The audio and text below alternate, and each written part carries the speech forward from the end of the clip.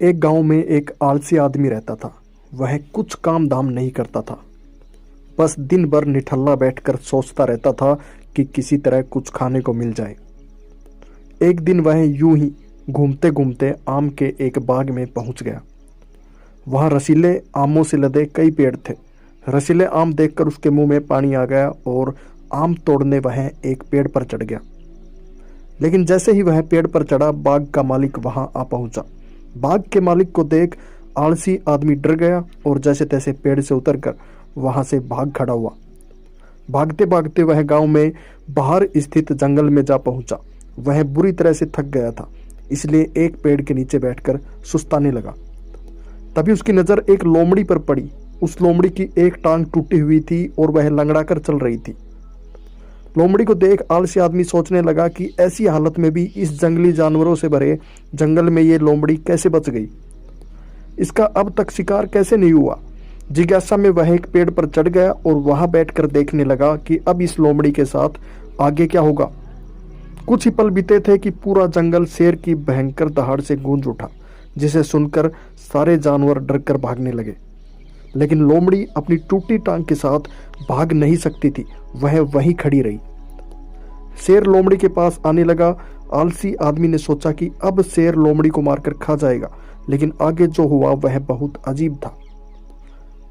शेर लोमड़ी के पास पहुंचकर खड़ा हो गया। उसके मुंह में मांस का एक टुकड़ा था, जिसे उसने लोमड़ी के सामने गिरा दिया। लोमड़ी इत्मीनान से मांस के उस टुकड़े को खाने लगी। थोड़ी देर बाद शेर वहां से चला गया। यह घटना देख आलसी आदमी सोचने लगा कि भगवान सबकी सहायता करते हैं। उसने धरती के समस्त प्राणियों के लिए, चाहे वह जानवर हो या इंसान, खाने पीने का प्रबंध कर रखा है। वह अपने घर लौट आया। घर आकर वह 2-3 दिन तक बिस्तर पर लेटकर प्रतीक्षा करने लगा कि जैसे भगवान ने शेर के द्वारा लोमड़ी के लिए भोजन भिजवाया था, वैसे ही उसके लिए भी कोई न कोई खाने पीने का सामान ले आएगा। लेकिन ऐसा कुछ नहीं हुआ। भूख से उसकी हालत खराब होने लगी। आखिरकार उसे घर से बाहर निकलना ही पड़ा। घर के बाहर उसे एक पेड़ के नीचे बैठे हुए बाबा दिखाई पड़े। वह उनके पास गया और जंगल का सारा वृत्तांत सुनाते हुए वह बोला, बाबा जी, भगवान मेरे साथ ऐसा क्यों कर रहे हैं? उनके पास जानवरों के लिए भोजन का प्रबंध है, लेकिन इंसानों के लिए नहीं। बाबा जी ने उत्तर दिया, बेटा ऐसी बात नहीं है। भगवान के पास सारे प्रबंध है, दूसरों की तरह तुम्हारे लिए भी। लेकिन बात यह है कि वे तुम्हें लोमड़ी नहीं शेर बनाना चाहते हैं। दोस्तों, इस कहानी से मैं आपको ये समझाना चाहता हूँ कि हम सब के भीतर क्षमताओं का असीम भंडार है।